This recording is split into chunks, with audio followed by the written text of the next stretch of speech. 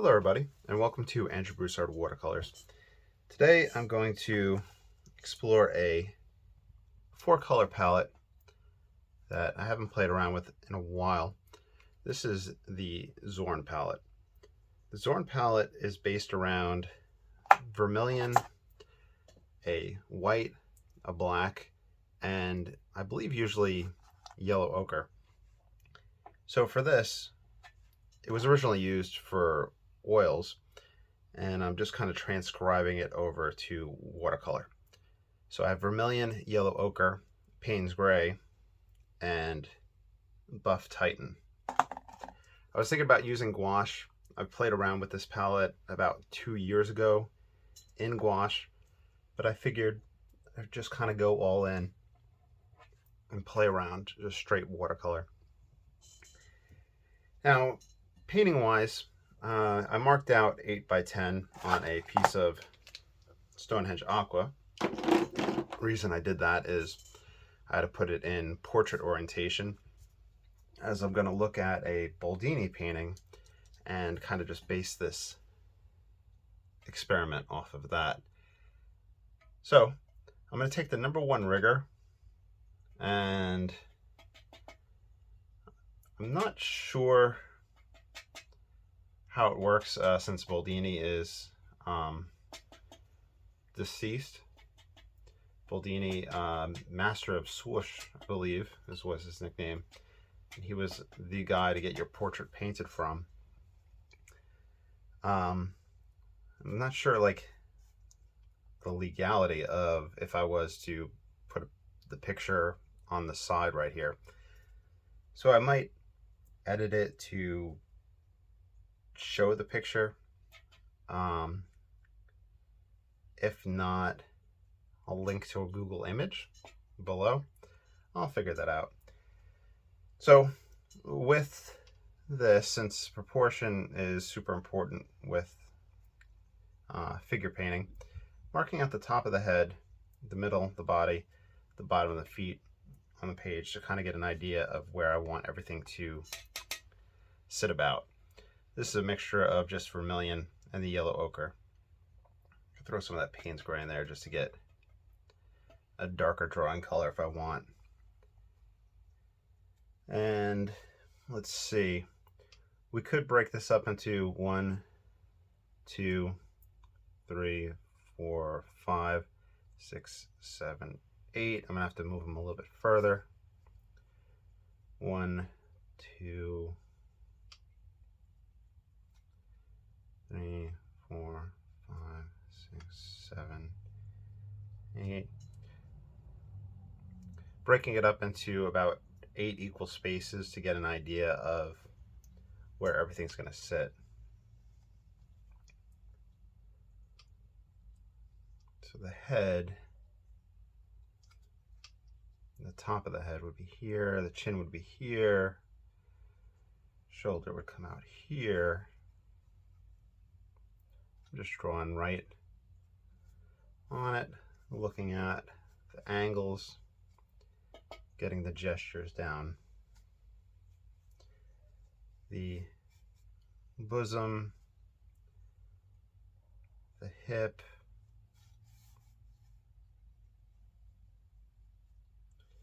and it would come over.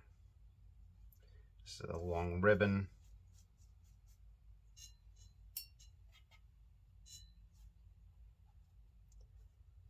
We have the waist.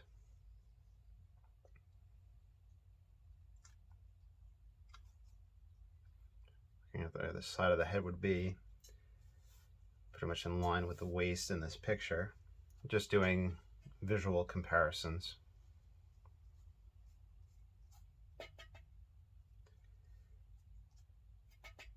And bringing that dress shape down.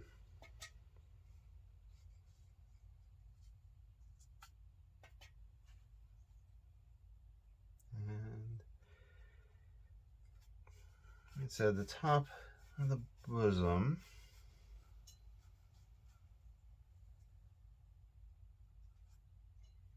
this is the hand along the neck, that wrist,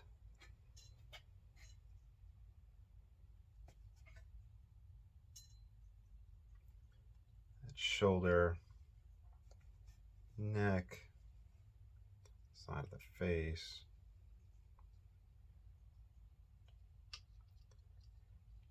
I think that gives us something to work with. All right, so I'm going to switch over to the squirrel mop. I bought this about probably 2 years ago off of Amazon. This is the Paul Rubens, I think it's size 6, yeah, squirrel mop. It's a good brush. It's a lot of fun. With this palette, I'm going to mix the yellow ochre with the Paynes gray to get kind of a green. I'm going to use this for the background, just to get a little bit of recession. In this painting by Boldini, there's the purple there. I'm sure we could achieve that with the vermilion and the Paynes gray because of the blue in the Paynes gray, but I'm just trying to get a cool background color.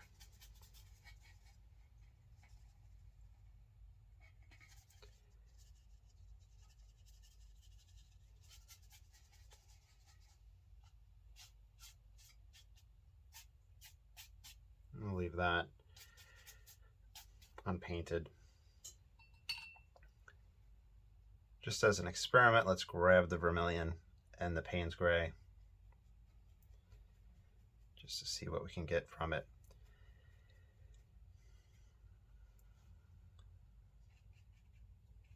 Yeah, we can get slightly purple push, and I'll do that for background.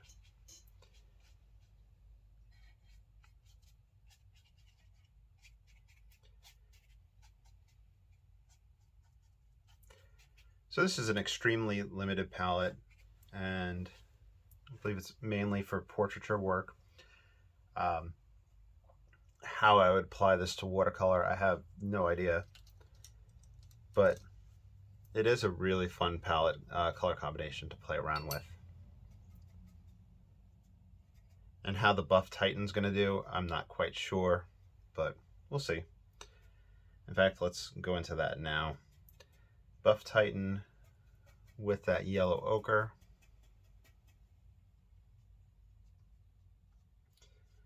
I'm going to use this to put the dress in. And the main thing is with figure painting, which I rarely ever do, Boldini was just my absolute favorite with it. And that swoosh and the movement and the feel of the brush strokes is just phenomenal. That I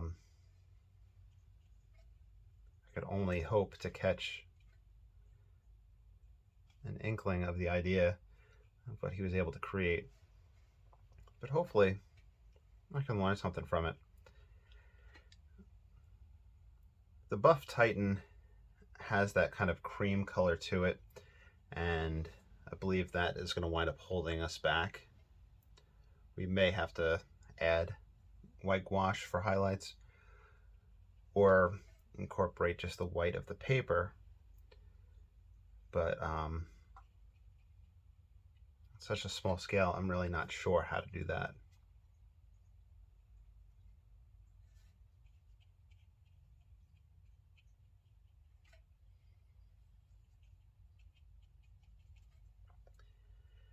We have a little bit of the vermilion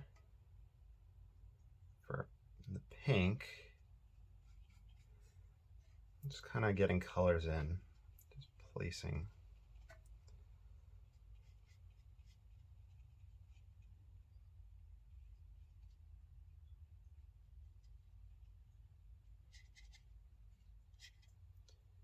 For that yellow ochre.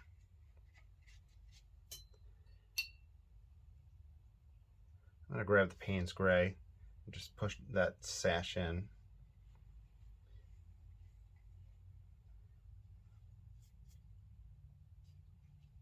That's bleeding a lot more than I wanted it to. But I'm going to go with it, and I'm going to allow it to just occur. Put the wet and wet and shape the bottom of the dress.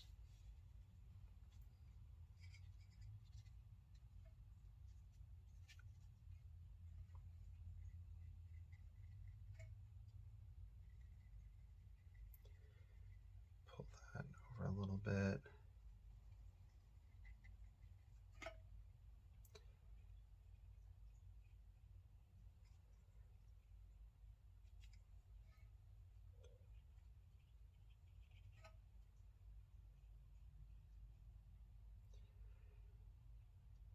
The face is going to be difficult.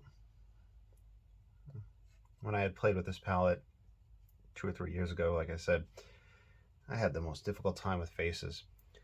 I personally believe, and this is just a personal belief, that there's landscape painting, still life painting, and portrait work, and that still life and portrait will kind of go hand in hand if you practice a lot of those two together, while landscape painting might not fall in the same boat. However, they both do, utilize the same rules and concepts. I just feel like with portrait work, you have to practice a lot, any type of painting.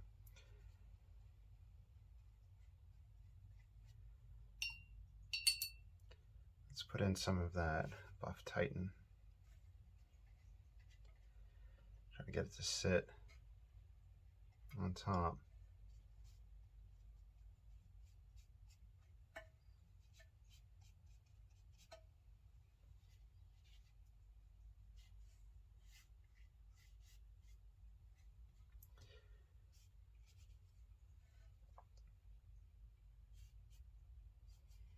Let's see. Okay, let me do a dry off and see where we're at. All right, let's grab the squirrel mop. A little bit of that Paynes gray ochre.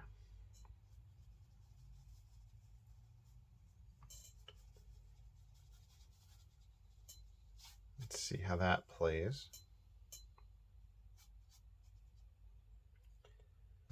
The shadows are on the right side of the face, so this should help that out.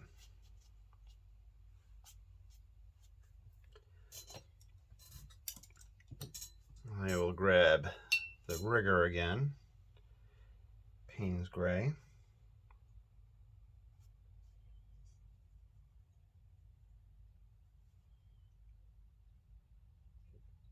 Of course, having just wet that area, it wants to bleed right back out.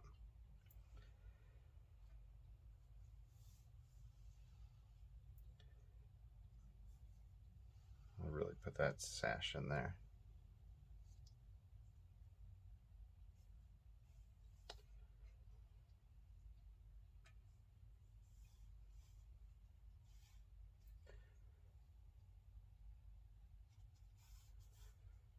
Right on the hip.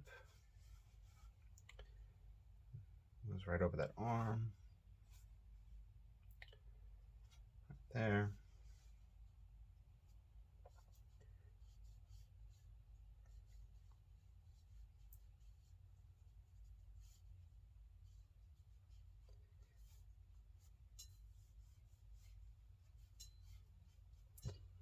Let's see, kind of just sketching a little bit in here. Vermillion.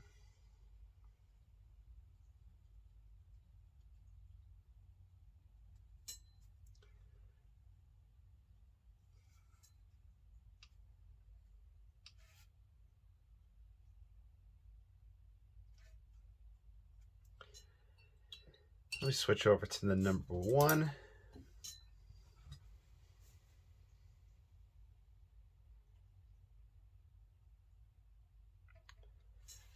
right, so this is vermilion.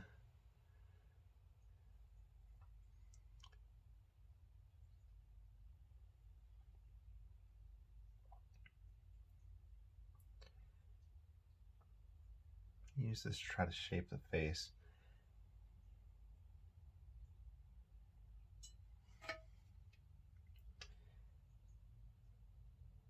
This is absolutely where I will struggle.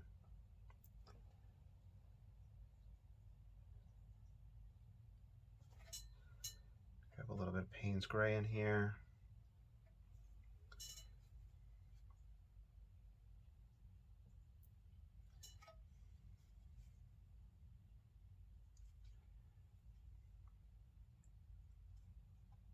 Here's the collarbone, the outside of that arm.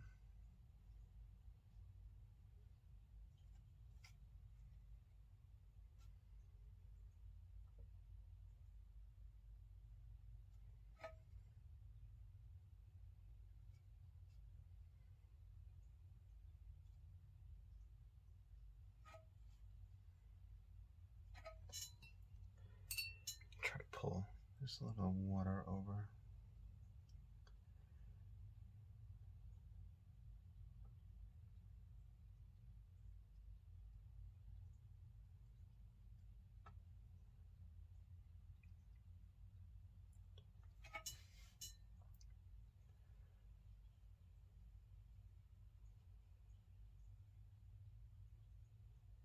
All right, I'm going to let that rest for a little bit.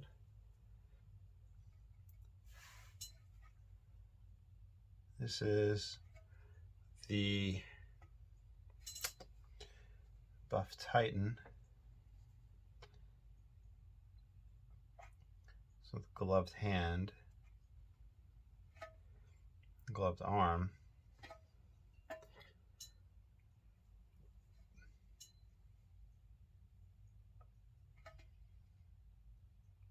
It bends the wrist right here.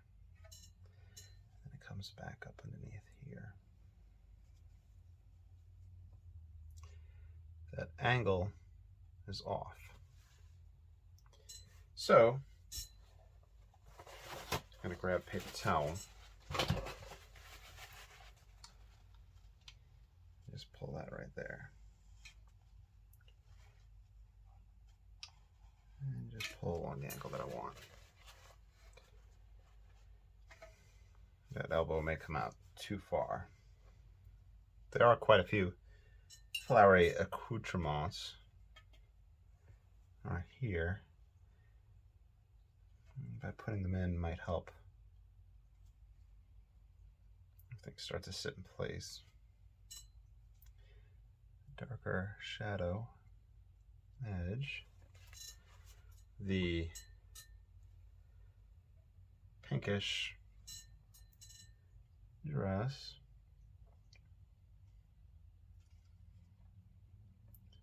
Which vermilion and white, the Buff Titan is given more of an orange.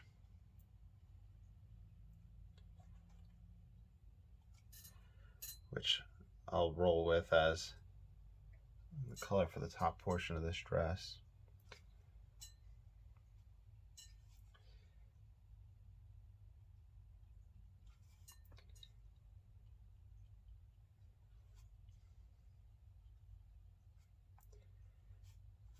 I'm wondering if I should have just gone gouache. I feel like I'm gonna mimic that sentiment throughout. Reason being is I'm painting quite thick right now. And at that point, what's the difference between it?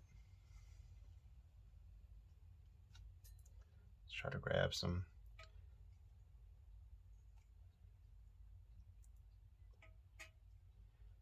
strong vermilion.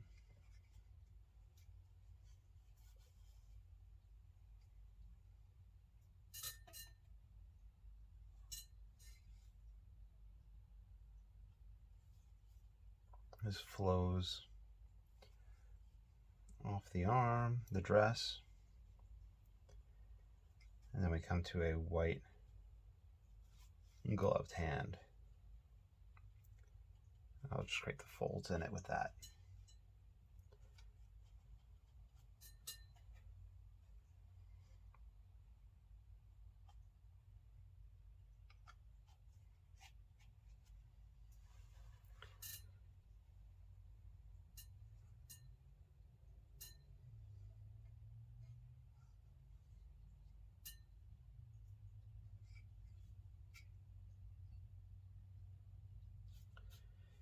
There's a lot of movement in the fold down here.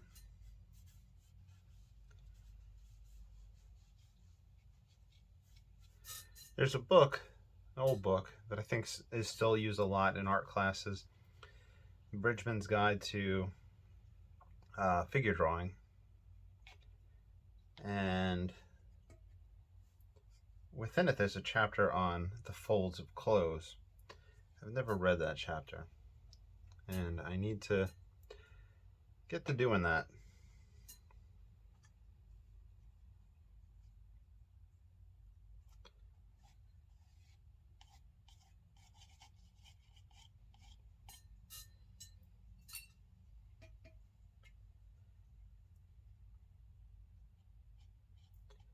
There we go.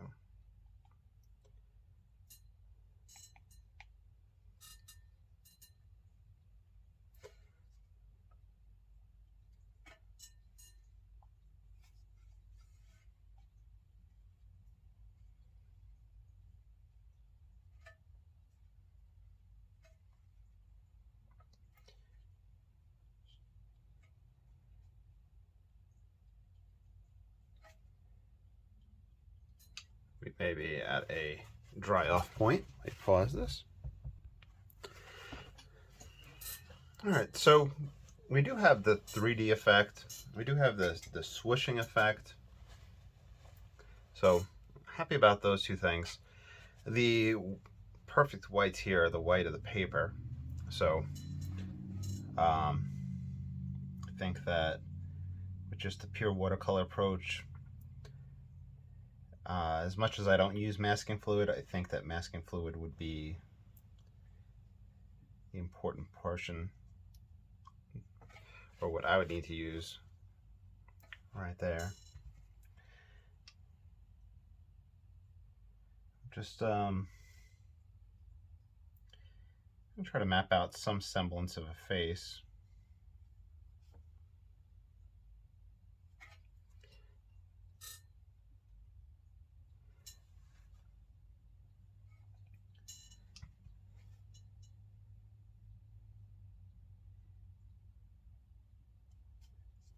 How people can paint faces is beyond me. Let's throw some of that white back over to kind of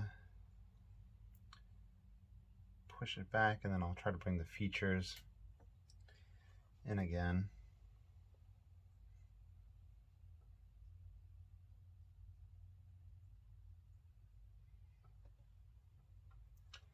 That's the thing that's definitely the difference between oil and watercolor. Being able to play with that spot.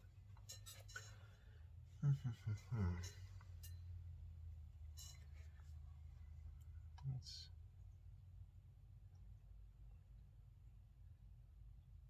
try to shape that chin.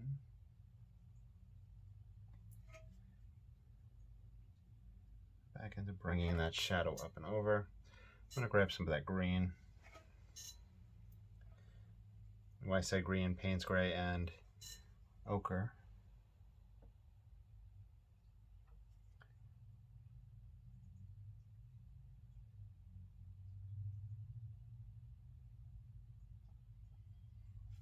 And I'm just gently pushing and moving the pigment along. I wouldn't take my advice on any portion of this part.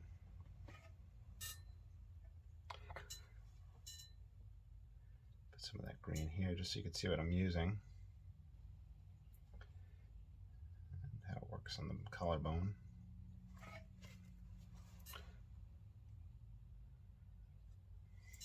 buff tighten on the highlight, the cheek right here.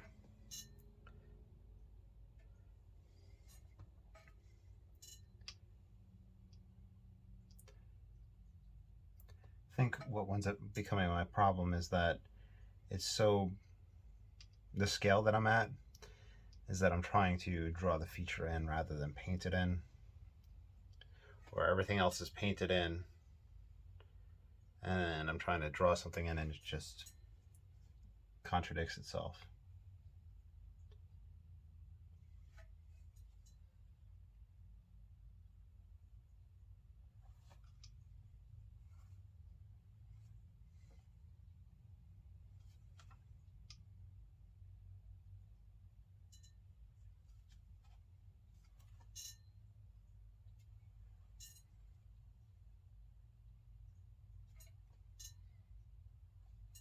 Another layer to the hair.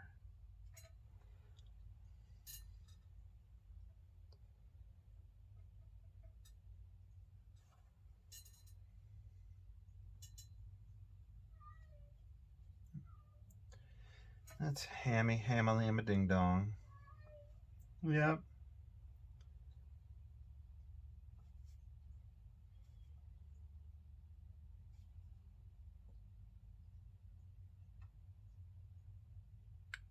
Hair down and around.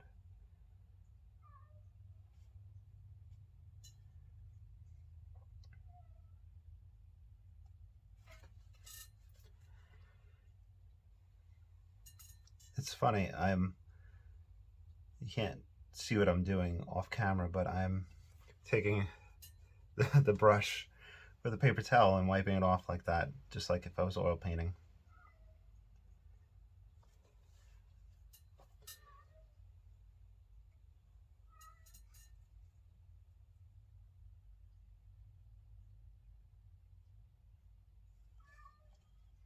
Let's go right down the middle here. Buff tighten.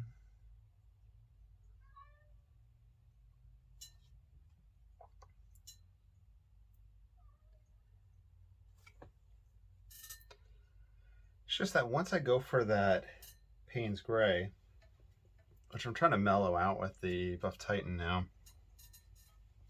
once I start putting that in, it just is so stark. So let me do a dry off and try the face. And this woman's eyebrows are just, I don't know if the phrase would be like, they're very, very, is it poignant? Very prominent, very arched. I wonder if my head's in the way of the camera.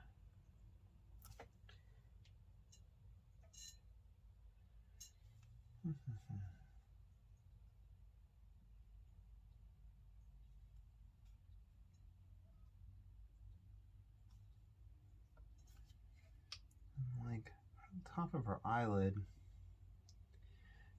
so low compared to that eyebrow. That's the top of the eyelid. I'm gonna come back in with, at the very end, with some sort of strong white for those eyes. I'm gonna have to.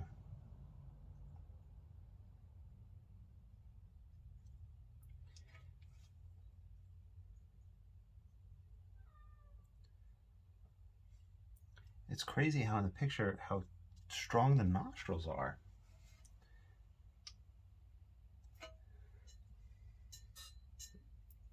So hopefully, I mean, if you're watching this, I don't know if this will get watched, but you'll see what I mean, where it feels like I'm drawing the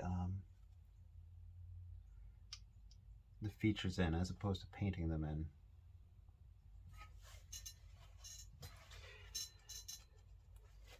Stop that for a moment. I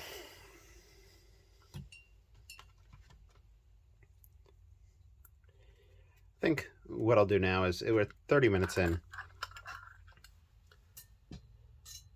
I'm gonna grab some P.H. Martin's bleed-proof white, and I'm just gonna pass this throughout and see how it looks over it.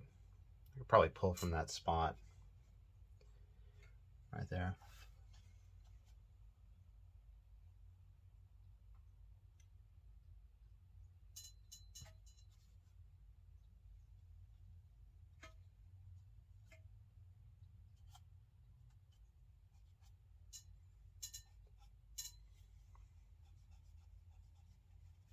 Now the bleed-proof white, I believe you're able to paint over it.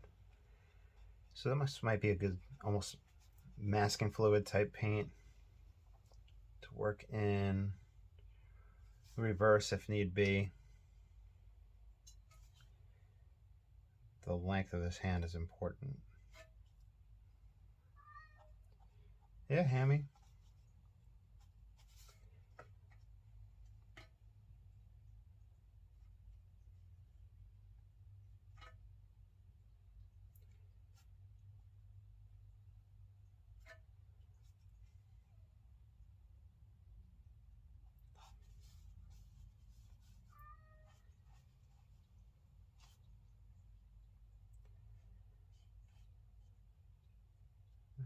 And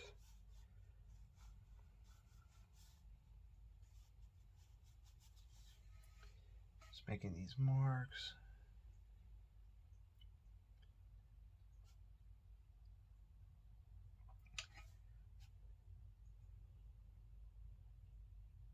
The face looks, needless to say, clownish.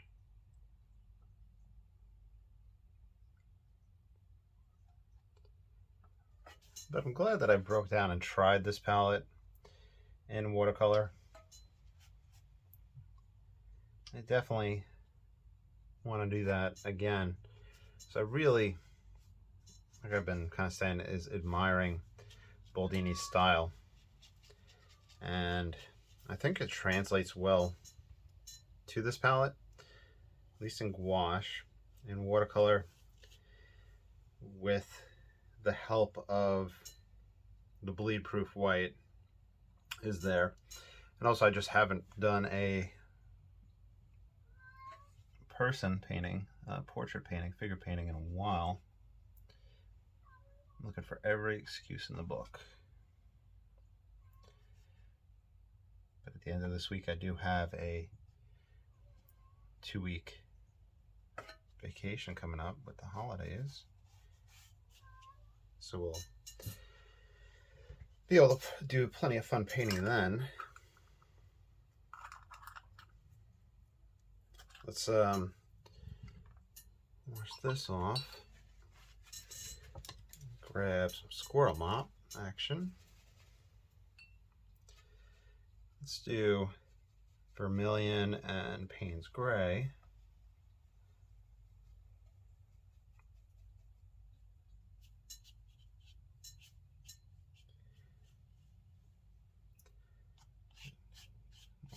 Expression strokes in the background going on.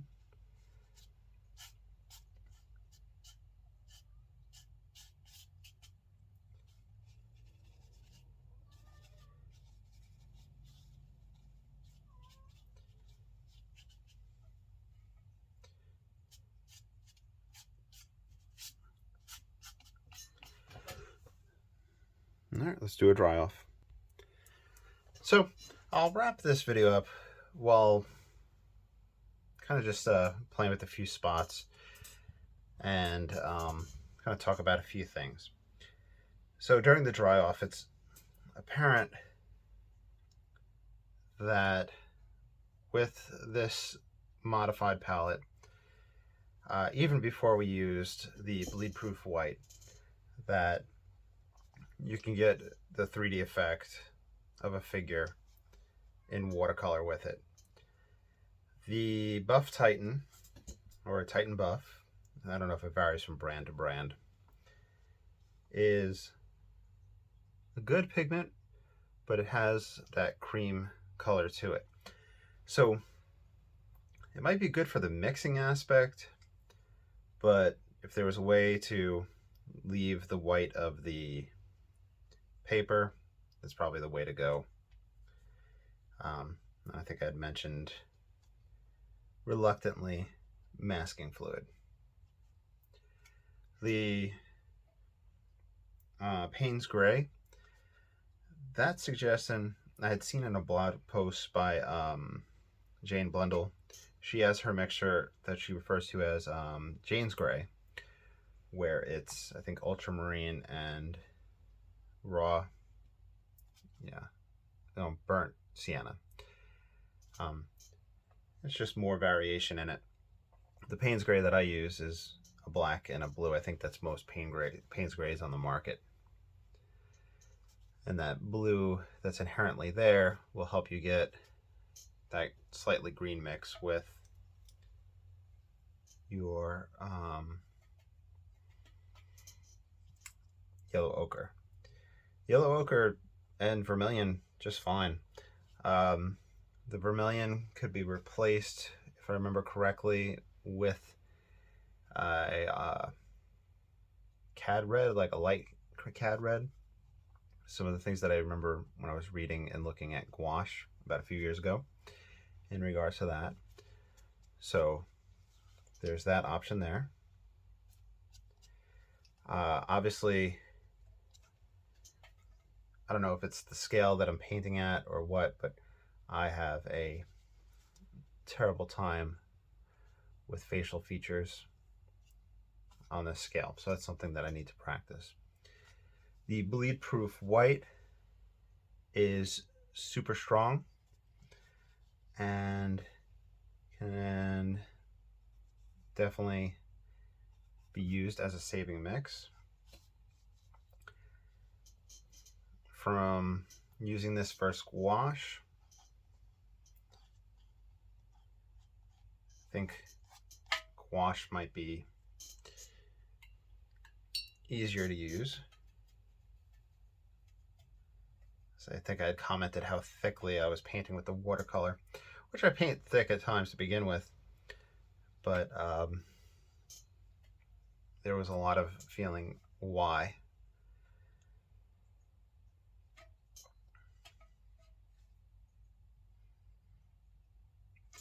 But I guess the answer would be, why not? And why switch up mediums in order to do that?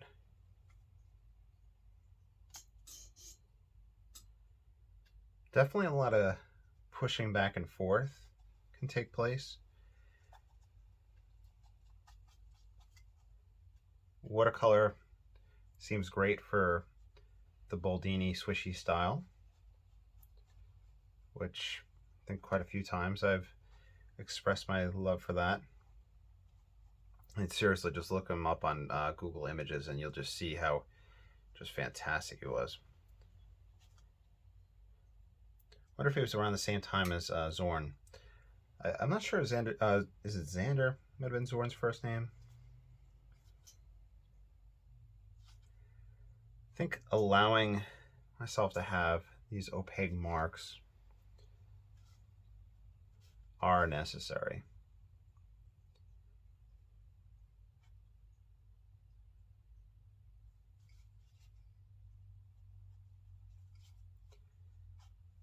You can see how I passed over the whole dang thing.